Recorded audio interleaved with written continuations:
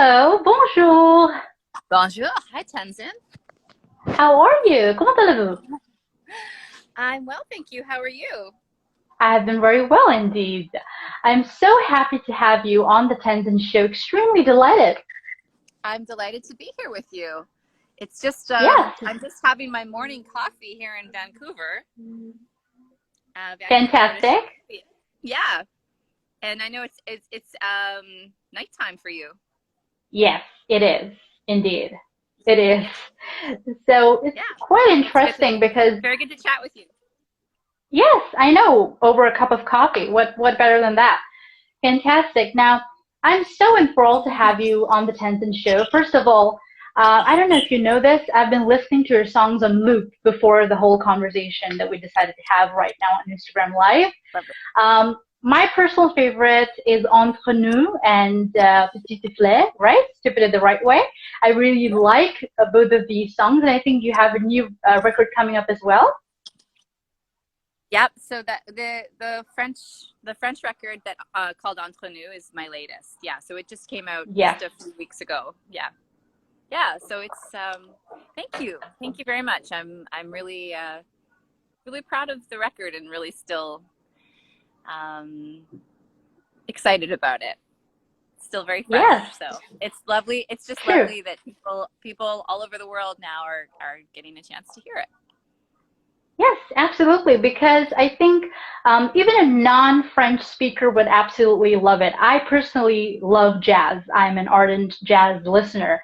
And when I first heard your voice, I think it kind of took me back to that vintage feel. It gave me that sort of, your voice has that vintage touch to it, which I really like, especially in the song Petit Soufflet en chanson, right? It's really good. It's fantastic. Now Thank you. you've Yeah. yes. Now you've had your own colossal success. Am I audible to you, Jill? Yes. Yes.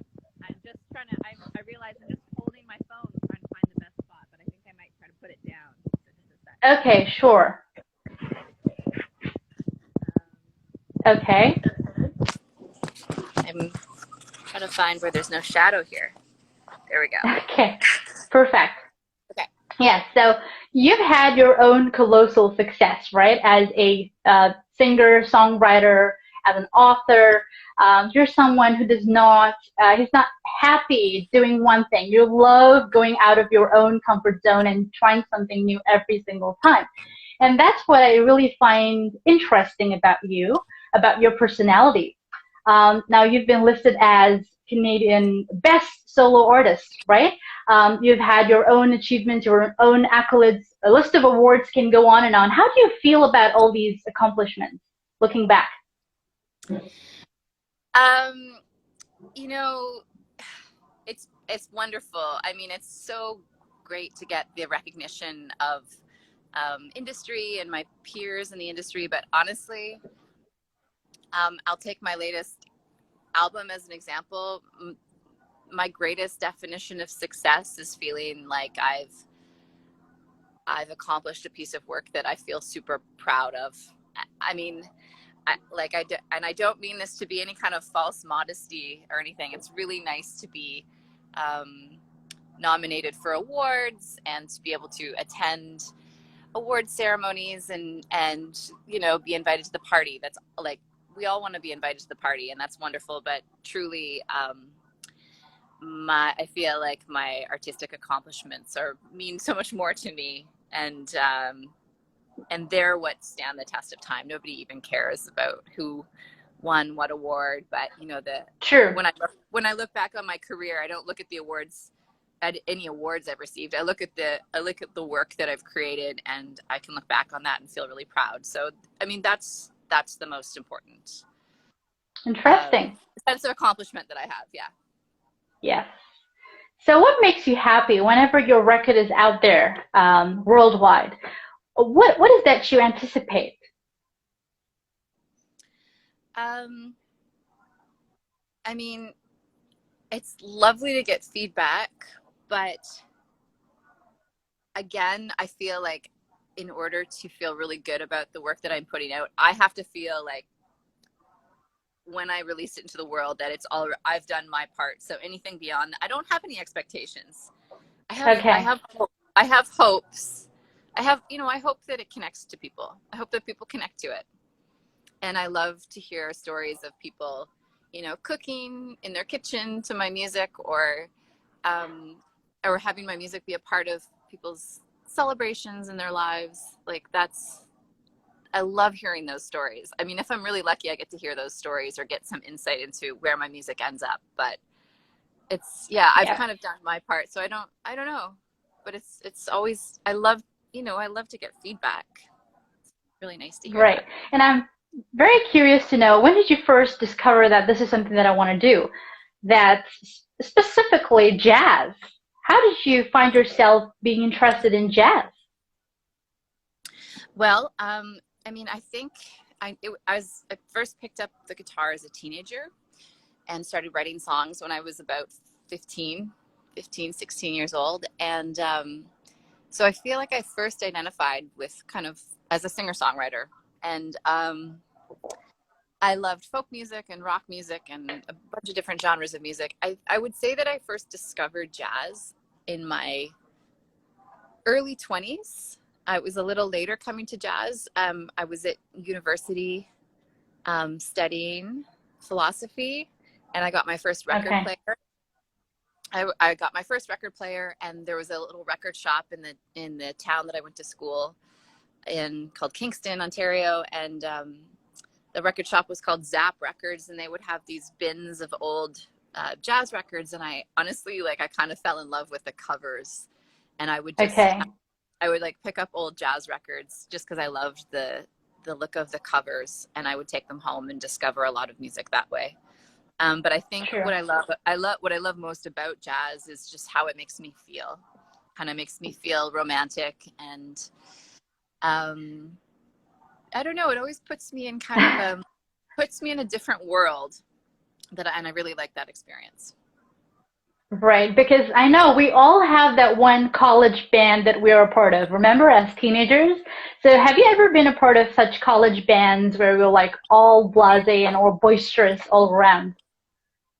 Have I been part of that band? Yes.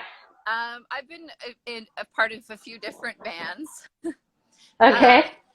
yeah, over the years from high school into university, but I think I always felt most comfortable just being a solo artist who works with other musicians. Right. Yeah. Yeah. Yes, because I think throughout our college, when we're in school, we all have that one college band that we're a part of, right? Everybody has experienced that. And I think it takes a lot of coordination and understanding to be in a band, right? Definitely. So you prefer being a solo artist any day? Well, let me put that in a different way. Okay. I like having sort of control over the music that I make, but I do love collaborating with other musicians. Um, Okay. so I don't love working totally in isolation. In fact, during this time, this like pandemic, I've really been missing collaborating with other musicians. So I do love to work with other people, but I guess I like having. I guess I'm a little bit of a control freak. I kind of want to be writing the songs and controlling the Right. creative direction of the music. Yeah. True. Interesting. Now, growing up as a child, did you always want to be a jazz singer? Is that something that you really wanted to do?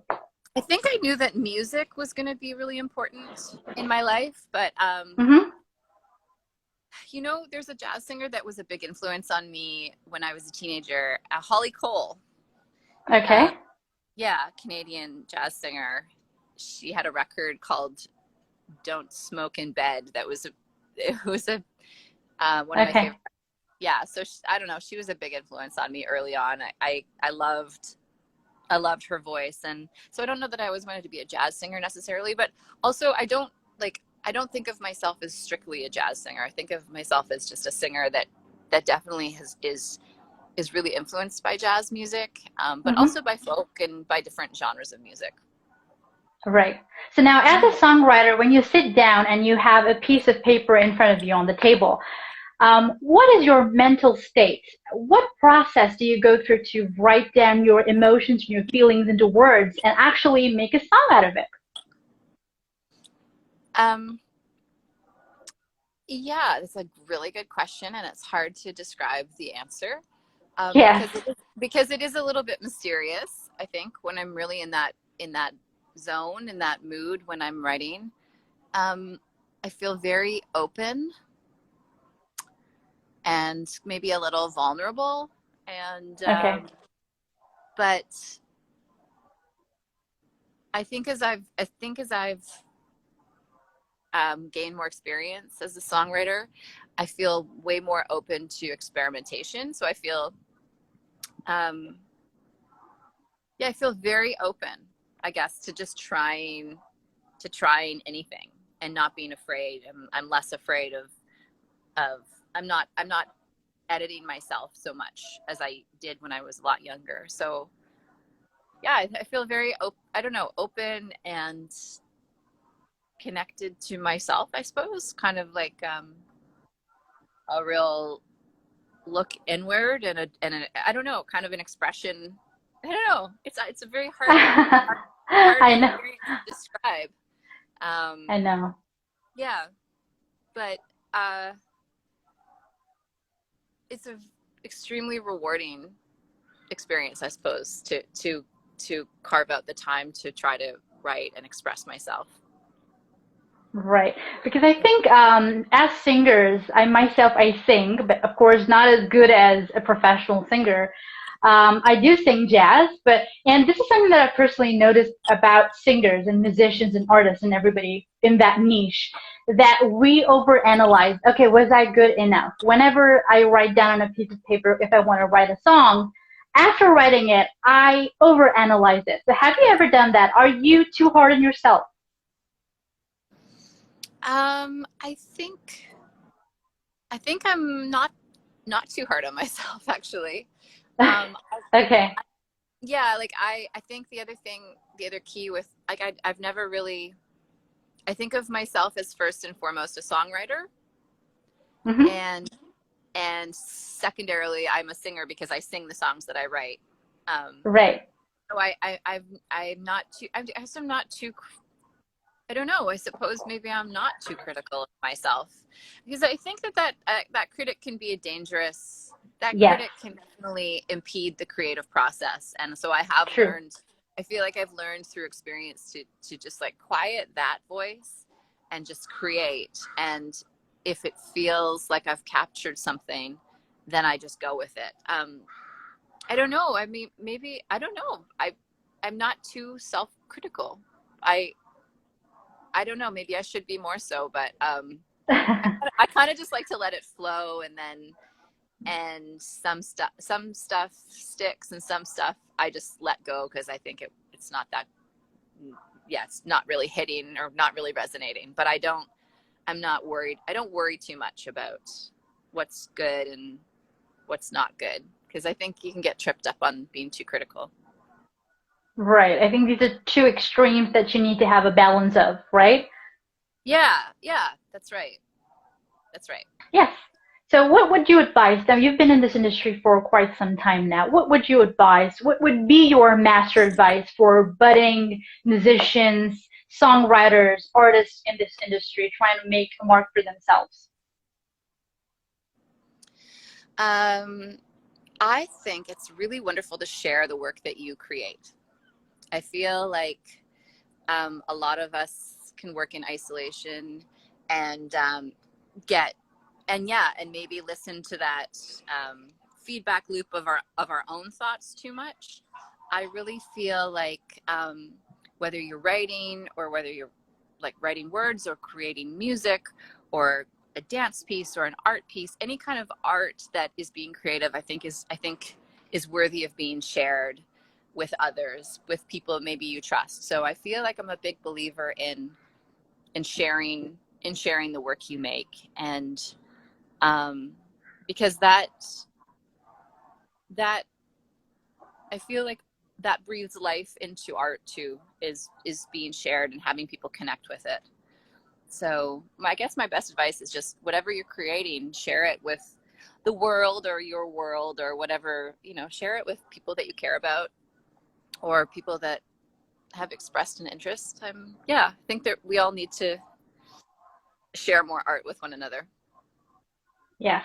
I love your background. It's so tranquil. It's so peaceful. I find Thank you. that really beautiful. Thank you. It's just, this is my backyard. It's a I'm, good place to hang out and have a cup of coffee, right? it's a very good place. Yeah. And it's a lovely Yes. sunny morning. So very Yes. lucky. Very lucky this morning. Yeah. I know we don't have that here in Bombay. It's very congested and it's like really tiny space. So, Well, yes. So in that way, yes. how are you doing personally? How are you coping in in these times? Yes, so I think it's been, I think I would say it's been educational for me as a person because I think now we don't have that excuse that, oh, you know what, I don't have time to spend with my loved ones. I can't say that anymore. I cannot say I don't have the time for working out. I have to understand, I have understood personally that balance is very important. Sort of valuing time. I think I've never been more productive than this phase of Really? lockdown. It's been so amazing. I've networked with people that I thought I would never network. I'd never have, association with. It was just amazing. It's for me. It was a pinch me moment. It was I would say, an awakening moment. This lockdown. So it was pretty fantastic. Pretty That's good. wonderful. That is so good to hear. I'm Yes. very happy for you. Yes. What about you? How has the lockdown treated you? Well, it's been really, it's changed my life because as a touring musician, yeah, that has all kind of come to a stop, a pretty abrupt stop. And as a mother of two little ones, I've been fully immersed in just caring for them and being with my kids all the time, and still while at the same time releasing an album. So it's been kind of interesting. It's been Right. challenging, to tell you the truth, a little bit challenging, I know. but like you, I've been learning a lot. So and every day, I find all the silver linings of this time, and there are many. So it's been a challenging time, but a time of openness as well to new possibilities. So True. that's been the True. major silver lining. Yeah. Yes. I think in a way when I speak about the silver lining of the pandemic, what is really good that has happened apart from all the negative that is we focus on. I think if you just I don't know if you know this, but in India there is this city called Delhi, which is the capital of India, and it is believed to have the worst air quality index, highest number of pollution in the air. Okay, now since this lockdown, the air quality index has really changed. So in a way, Mother Nature is cleansing herself. Hey, I see our guest here, a very sweet guest. Hello. This is my daughter, Grace. You're Hello, busting Grace. in. Sorry, I'm sorry. Please continue, Tenzin. She's really sweet. She's beautiful. Thank you. You say hello? Yes. Hello. Sorry, please continue. Yes. Fantastic. Now, when we talk about singing, when we talk about jazz, I think everyone needs to understand the passion that we have for anything that we do, whether it's music, whether it's any field that you're in. Where does your passion for jazz or singing stem from? Where does it come from? I mean, I think it comes from my desire to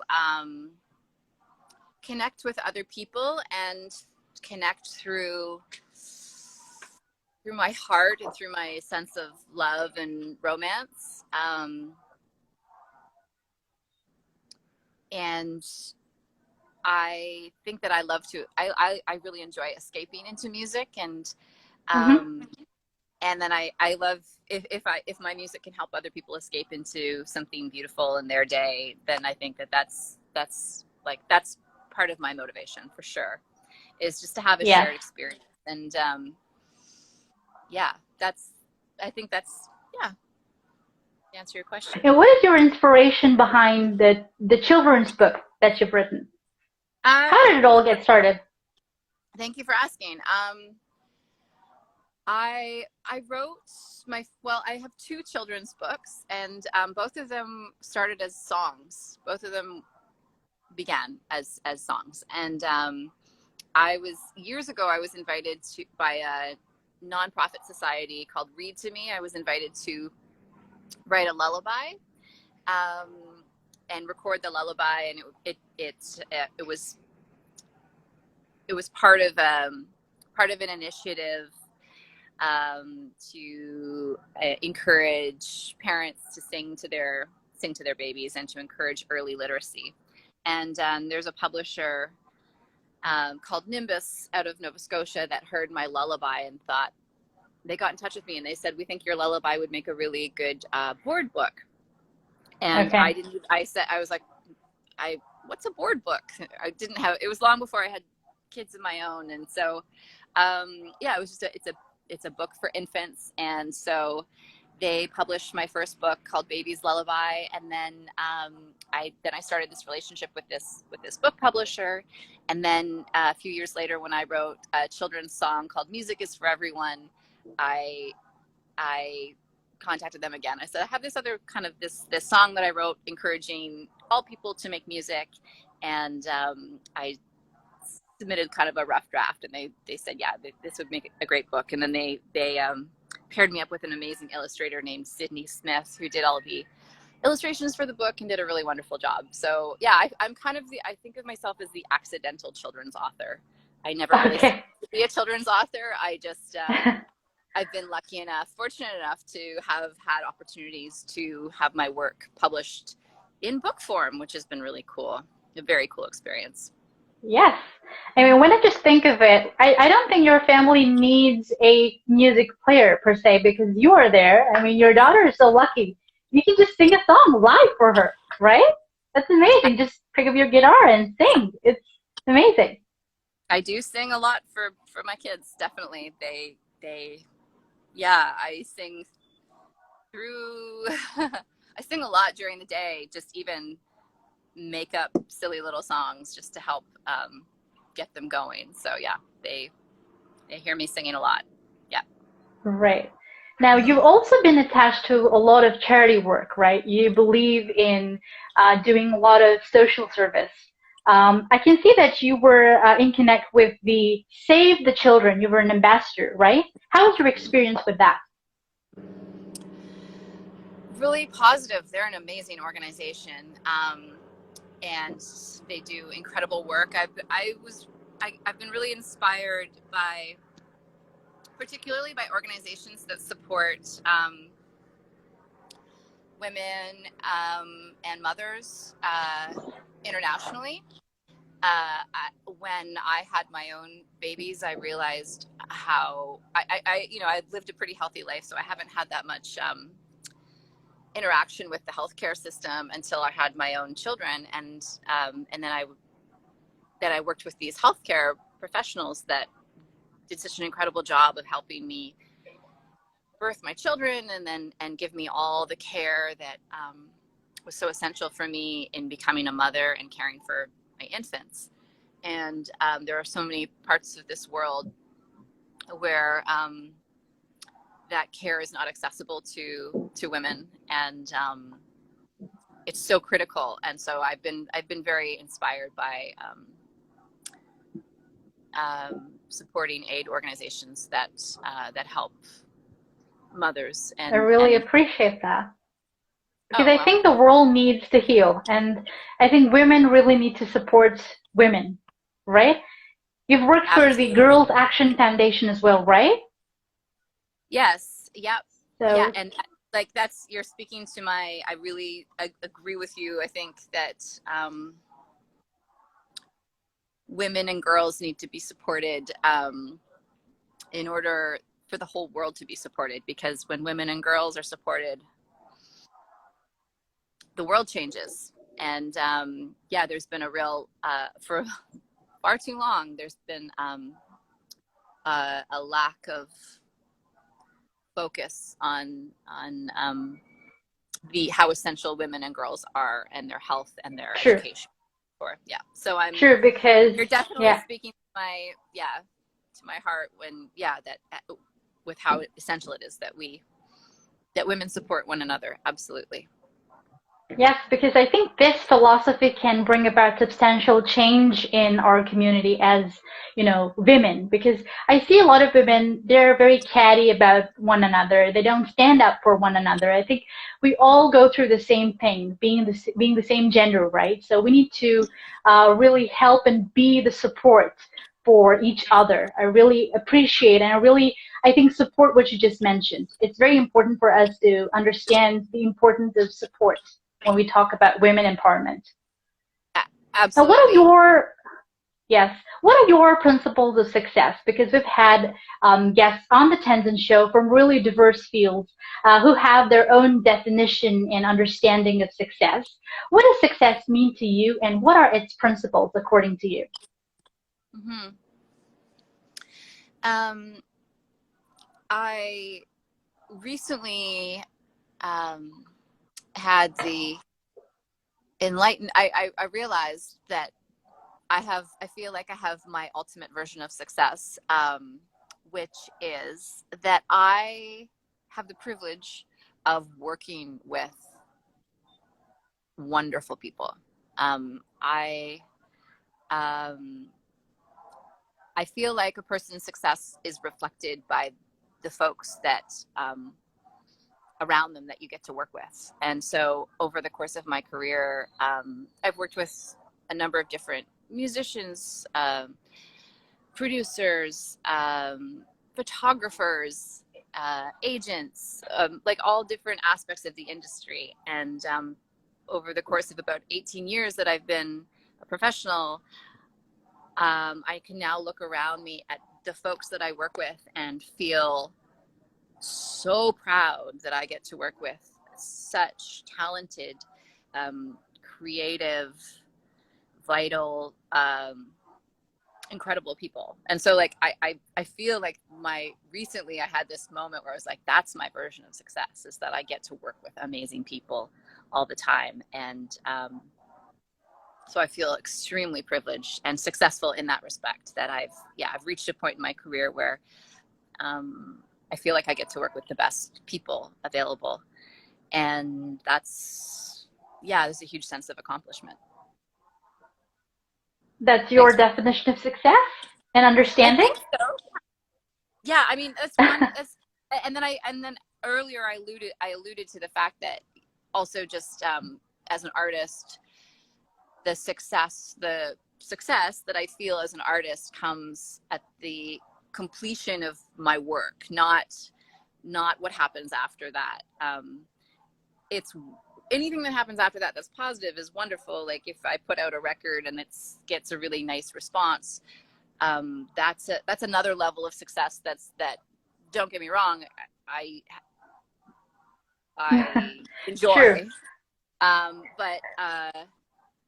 But the more meaningful success that I feel with, say, the album that I just released came upon the completion of it, upon the completion of having fulfilled my creative vision, and like hearing the record and feeling really proud of the work that I've created, and knowing that I've made a literal record of this creative collaboration between me and these amazing musicians. So yeah, that's Yes. my version of Yes, I think, artistic success, I yes. suppose. Mm-hmm. Yes, I think that's quintessential. It's very important for us to think that way because once you lose the meaning, the very essence of why you're singing, why you have your song out there for the world to see. So I Yeah. think a lot of artists, Jill, you may agree with this. A lot of them think from a vanity perspective. Okay, they live in vanity. Okay, the success, the numbers, the charts. But true success is when you add meaning into your songs, you add value into people's lives, and as you mentioned, they can hear your music whenever they're, any sort of celebration, whether they're not feeling good, to just charge up. So in some way or another, through your music, you're sort of helping people, right? I mean, well, I hope so. I think I know how much music has helped me. It helps me all the time, every day. So if my music finds its way into other people's lives and it helps them, then the connection has been made, and it's all, yeah. that's why we do it. Sure. Thank you so much, Jill. Thank you for being on the Tenzin Show, sharing your wonderful insights. It was so much fun talking to you. Really, such a pleasure to chat with you, Tenzin. You have it's been a really interesting, really cool conversation, and I so appreciate your questions and your interest. And I feel like what we're doing right now is very mutually supportive in terms of in terms of being two women. Yes. Me here in Canada and you in India. So globally, having a global conversation about our version of success. And I think that's a really important discussion to have. So thank you so much for facilitating it. Yes, and a huge regard to your family, especially your lovely daughter who just In had a a short cameo. encounter with me. Is she here? Can I tell her bye? Oh, she's been yanked back Uh-oh. inside by my husband. My So let me go bad. No in. problem. Yeah, but thank you. I appreciate that, and sending you good health, and yeah, stay safe and stay creative. You too, Jill. Take care. Bye-bye. You too. Bye. Bye-bye.